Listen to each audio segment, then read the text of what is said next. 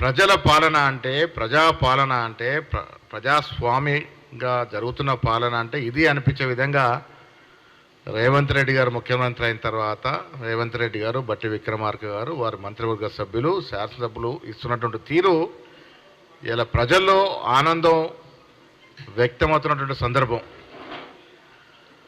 10 ఏళ్ల బీఆర్ఎస్ పాలనలో రాజరికాన్ని తలపించే విధంగా, నవాబులను మించిన విధంగా ప్రజాపాలన జరిగింది. అది ప్రజాపాలన కాదు, ఒక కార్పొరేట్ పాలన సాగింది. ముఖ్యమంత్రి గారు నివాసం ఉండే ప్రజాభవన్లోకి ఆనాడు సాక్షాత్తు హోంమంత్రి మహమూద్ అలీకి కూడా ప్రవేశం లేనటువంటి సందర్భం నుండి ఇవాళ ప్రజలు, తెలంగాణ పౌరు ఎవరైనా ప్రజాభవన్కు పోయే విధంగా అవకాశం కల్పించడం అనేది ఇది గత నిరంకుశ పాలనకి ఈనాడు జరుగుతున్న ప్రజాపాలనకి వ్యత్యాసం. ప్రజాపాలన అద్దం పట్టే విధంగా ఈ రాష్ట్రంలో ఇప్పుడు పాలన జరుగుతూ ఉంది. మా మంత్రులు శాఖల వారీగా సమీక్షలు చేస్తూ ఉంటే దిమ్మ తిరిగేటటువంటి వాస్తవాలు బయటకు వస్తూ ఉన్నాయి. పుట్టలుగా అవినీతి పేరుకుపోయిన సందర్భం. ఈ డిపార్ట్మెంట్ ఆ డిపార్ట్మెంట్ కాదు, ఏ డిపార్ట్మెంట్ చూసినా విచ్చలవిడిగా అవినీతి, ఒక పద్ధతి పాడు లేకుండా ఇష్టారాజ్యంగా జీవోలిచ్చి ప్రజల సొత్తును దండుకున్నటువంటి పరిస్థితి. 70 రోజుల్లో 3 శ్వేతపత్రాలు ఇచ్చినాం. ముఖ్యంగా ఇరిగేషన్ మీద ఉత్తమ్ కుమార్ రెడ్డి గారు శ్వేతపత్రం ఇస్తే అసలు దిమ్మ తిరిగే నిజాలు బయటకు వస్తే హరీష్ రావు గారు దిమ్మ తిరిగిపోయి అసలు ఏం మాట్లాడాలో మాట్లాడకూడదన్న స్థితిలో మాట్లాడే పరిస్థితి. ఆనాడు నిధులు నియామకాలంటే నిజంగా ప్రజల కోసం నీళ్ళను వాడతారేమని, నిధులు సక్రమంగా నిర్వహిస్తారేమని, మాకొచ్చే ఉద్యోగాలు మాకు వస్తాయేమని ఆశపడారు తెలంగాణ ప్రజలు. మేమంతా మా కుటుంబాలను కూడా బంగారం మయమవుతాయన్నట్టు కోరుకున్నారు. కానీ వాళ్ళ అవినీతి భాగవతం చూస్తూ ఉంటే కేవలం ఇరిగేషన్ శాఖలో ఉత్తమ్ కుమార్ రెడ్డి గారు ఇచ్చిన శ్వేతపత్రంలో బయటపడిన నిజాలు చూస్తూ ఉంటే అసలు మతిపోతూ ఉంది. 1,25,000 కోట్లు కేవలం కాళేశ్వరం ప్రాజెక్టు మీద హెచ్చించడం జరిగింది. ఎన్ని ఎకరాలకు సాగు నడుస్తూ ఉంది ఇవాళ? అంటే ఒక ఎకరానికి 1 కోటి రూపాయలు చొప్పున ఖర్చు పెట్టి 1,00,000 ఎకరాలకి నీరిస్తామని ప్రగల్భాలు కలిపి ఇవాళ 1,25,000 కోట్ల ప్రజా సొత్తుని దుర్వినియోగం చేసినటువంటి ఘనత ఈ దేశంలో కేసీఆర్కే దక్కింది. కట్టాల్సిన చోట ప్రాజెక్టు కట్టకుండా వ్యయాన్ని పెంచుతూ ఎంత వ్యయం పెరిగితే అంత కమిషన్లు వస్తాయి కాబట్టి 35-40 కోట్ల ప్రాజెక్టుని ఇలా 1,20,000 కోట్లకు తీసుకెళ్ళి ఆ కట్టిన ప్రాజెక్ట్ అన్న చక్కగా ఉందంటే బీటలు బారుతూ ఉంది. మేడిగడ్డ బ్యారేజ్ కానీ ఇతరత్ర బ్యారేజ్ ఇవాళ కూడా పేపర్లో వచ్చింది, మరొక బ్యారేజ్ దగ్గర బీటలు పారుతూ ఉన్నాయని. కాంగ్రెస్ హయాంలో పోచంపాడు శ్రీరామ్ సాగర్ ప్రాజెక్టు కట్టాం, పోచంపల్లి ప్రాజెక్టు కట్టాం, నిజాం సాగర్ ప్రాజెక్టు కట్టాం. 100 ఏళ్లకు పైగా అవుతున్నా ఒక్క పలుకు కూడా రానటువంటి సందర్భం. 100-150 సంవత్సరాలకి ఉండాల్సినటువంటి నాణ్యతతో కట్టాల్సిన ప్రాజెక్టులని నాసి రకంగా కట్టి కాంట్రాక్టర్లు జేబులు నింపి తద్వారా కమిషన్లు దండుకునే కార్యక్రమంలో టీఆర్ఎస్పై నిమగ్నం ఉంది. కాబట్టే ఇలా 1,00,000 కోట్ల ప్రజాధనాన్ని దుర్వినియోగం చేశారు. మిత్రులారా, దేశ చరిత్రలో అత్యంత తక్కువ సమయంలో అత్యంత ఎక్కువ ప్రజాధనాన్ని దోపిడీ చేసిన కుటుంబం ఏదంటే అది కేవలం కేసీఆర్ కుటుంబమే. 9.5 ఏళ్ల పాలనలో 1,00,000 కోట్ల రూపాయల ప్రజాధనాన్ని దుర్వినియోగం చేశారు. దుర్వినియోగ మార్గాలు ఇవేవని కాదు, ప్రాజెక్టుల పేరిట దుర్వినియోగం చేశారు, భూముల పేరిట. ఆనాడు నిజాం ప్రభు భవిష్యత్ అవసరాల కోసము ఉంచిపోయినటువంటి 3-4 లక్షల ఎకరాల భూమి కేసీఆర్కి పంటగా మారింది. అయినోడికి కానోడికి ముబ్బడిగా ఖరీదైన భూములు అప్పచెప్పడం, తద్వారా కిక్ బ్యాక్ తీసుకోవడం అలవాటుగా మారిపోయింది. ఇలా కేసీఆర్ కుటుంబం, వారు తాబేదారులుగా ఉన్నట్టు కొంతమంది మంత్రులు, ఎమ్మెల్యేల కుటుంబాలు ఇవాళ రాష్ట్రంలో బంగారుమయమే. కానీ ఏ ఒక్క తెలంగాణ సామాన్యుడి కుటుంబం బంగారుమయం కాలే, ఎవరి జీవితం సాకారం కాలే. ఉద్యోగాలు ఇస్తున్నారు, 2 లక్షల ఉద్యోగాల పేరిట ప్రజల్ని మోసం చేసి 9.5 ఏళ్లలో వాళ్ళు ఇచ్చిన ఉద్యోగాలు 50,000 దాటలే.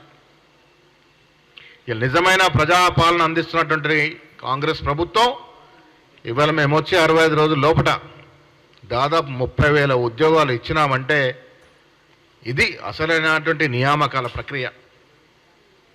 మిత్రులారా, 65 రోజులు మాత్రమే అయింది, 30,000 ఉద్యోగాలు ఇచ్చాం. 2 లక్షల ఉద్యోగాలు సంవత్సరం లోపల ఇచ్చి తీరుతామనే మాట నిలబెట్టుకుంటాం.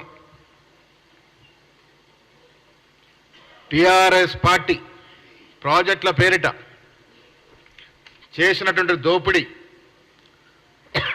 శ్వేతపత్రం రూపంలో బయట పెడితే ఇలా దారి మళ్లించేందుకు, ప్రజల దృష్టిని ఆ వైపు నుంచి మళ్లించేందుకు దక్షిణ తెలంగాణకి ఏదో అన్యాయం జరుగుతుందని, నీటి వాటాల మీద ప్రభుత్వం ఏదో కాంప్రమైజ్ అవుతుందని పసలైన ఆరోపణలు చేస్తూ ఉన్నారు. సాక్షాత్తు ముఖ్యమంత్రి చేసిన కేసీఆరే బహిరంగ సభలో అబద్ధాలు మాట్లాడుతూ ఉన్నారు. తెలంగాణ ప్రజలు గ్రహించుకోవాల్సిన అవసరం ఉన్నది. ఉద్యోగాల విషయంలో కానీ, భూముల విషయంలో కానీ, నీళ్ల విషయంలో కానీ, ఇతరత్ర విషయాల్లో టీఆర్ఎస్ చేసినటువంటి అవినీతి ఒక్కటొక్కటిగా బయటపడతా ఉంది. అలా లక్షల కోట్ల దోపిడీ బయటపడతా ఉంది. ఇవాళ రాష్ట్రం మేము అధికారంలోకి వచ్చిన నాడు మాకు వారిచ్చిన బడ్జెట్ చిప్ప జీరో. ఎంత సిగ్గుచేటంటే సీఎం రిలీఫ్ ఫండ్కి ఇచ్చినటువంటి 40,000 చెక్కులు పెండింగ్లో ఉన్నాయి. అలా బీదవాడు ఆరోగ్య అవసరాల కోసం అర్జీలు పెట్టుకుంటే చెక్కులు ఇచ్చినారు, ఖజానా ఖాళీ. దాదాపు 40,000 కేసులు పెండింగ్ ఉన్నాయంటే ఆనాటి ఆర్థిక పరిస్థితి ఏ విధంగా ఉందో మనం అర్థం చేసుకోగలుగుతాం. ఇవాళ ఎంత విచిత్రం అంటే మేము అధికారంలో వచ్చే నాటికి జీతాలకు డబ్బులు లేవు. ఇవాళ 2 తారీఖు లోపల జీతాలు ఇవ్వగలుగుతా ఉన్నాం. జీతాలు ఇచ్చే పరిస్థితి లేదు. 7 లక్షల కోట్లకి శుతిలేని సంసారం నడిపి 7 లక్షల కోట్ల అప్పు చేసి ప్రజలకి చిప్ప చేతికి ఇచ్చినటువంటి ప్రభుత్వం కేసీఆర్ ప్రభుత్వం. ఇవాళ ఇంకా పసలైన ఆరోపణలు, పసలైన మాటలు మాట్లాడుతూ ఉన్నారు. శ్వేతపత్ర విషయంలో కాంగ్రెస్ పార్టీ కట్టుబడి ఉంది. కేసీఆర్ రకరకాలుగా చేసిన అవినీతిని బయట పెట్టడంలో అంకురార్పణగా శ్వేతపత్రాలు ఇచ్చినాం. వాటిలో ఉన్నటువంటి అంశాలన్నీ కూడా కట్టుబడి ఉంటాం. విచారణకు కూడా ముఖ్యమంత్రి గారు హైకోర్టును ఆశ్రయించినారు. సిట్టింగ్ జడ్జితో ఇవన్నిటి విచారణ జరపాలని తలపెట్టినారు. ఏ క్షణమైన విచారణ ప్రారంభమవుతుంది. ప్రజలు కోరుకున్న విధంగా ఆనాడు మా 6 గ్యారంటీస్ నమ్మడమే కాకుండా కాంగ్రెస్ అధికారంలోకి వస్తే కేసీఆర్ యొక్క అవినీతిని బయట పెడుతుంది, కేసీఆర్ ప్రజల సొత్తును దోచుకున్నటువంటి వైనాన్ని బయట పెట్టే అవకాశం కాంగ్రెస్ పార్టీ తీసుకుంటుంది అనే నమ్మకంతో మాకు అధికారం కట్టబెట్టినారు. ప్రజలు కోరుకున్న విధంగా 9.5 ఏళ్ళలో జరిగిన ప్రజా దోపిడీ, అవినీతి పైసకి లెక్క తీయాల్సినటువంటి బాధ్యత మా మీద ఉంది. ఆ బాధ్యత నిర్వహిస్తాం. డెఫినెట్గా ఈ అవినీతి ఆరోపణ నిజమైన రోజున కేసీఆర్ కుటుంబ సభ్యులు ఎవరు కూడా బయట ఉండరు, అందరూ కూడా జైలుకు పోవాల్సిందే.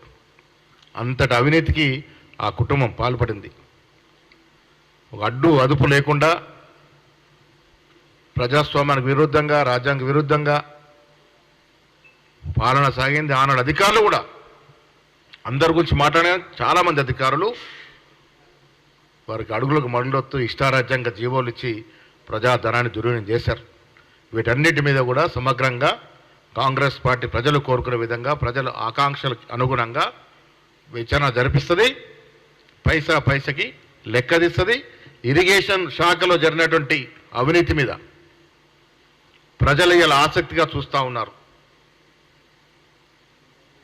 కోరుకున్న విధంగా శ్వేతపత్రంలో మేము ఇచ్చిన పొందుపరిచిన అంశాలకు అనుగుణంగా చర్యలు ఉంటాయి. Thank you.